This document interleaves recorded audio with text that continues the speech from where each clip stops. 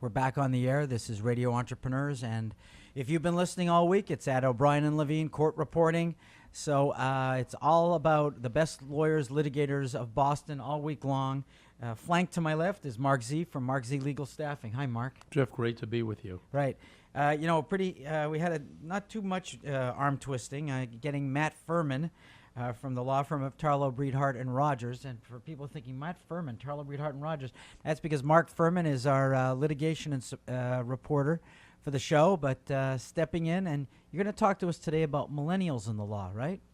I am, and thanks to both of you for having me here today. It's a pleasure.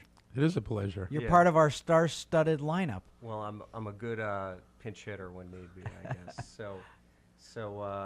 I thought Jeffrey was a great idea to sort of talk about millennials in the law and generational differences in particular, because we all work with people of different generations. We all are, in the case of litigation, adverse to people at different generations, and communication, whether you're on the same side or different sides, is of utmost importance.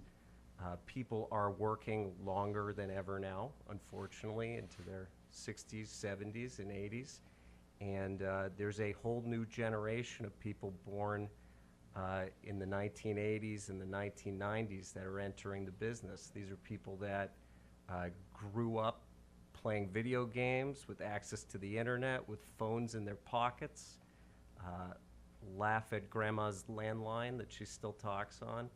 And, it changes how communication works, even compared to folks born in the 60s and 70s. So it's an interesting thing to think about and spend some time on.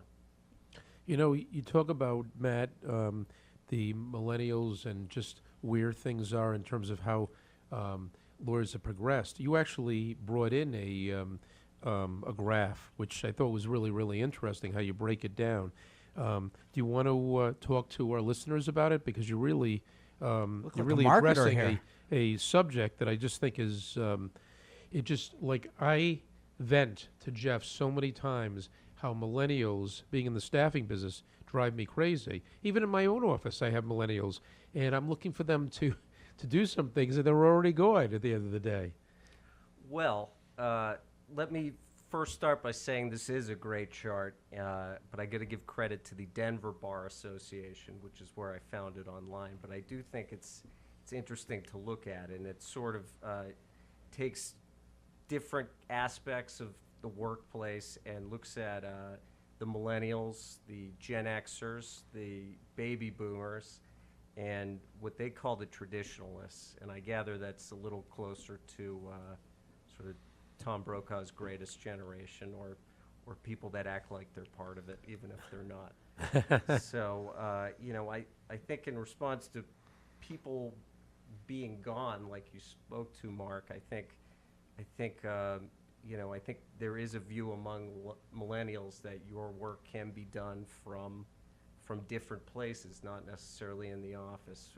I know we all are very comfortable communicating from our phone, whether it's through text message or something else, and I am now.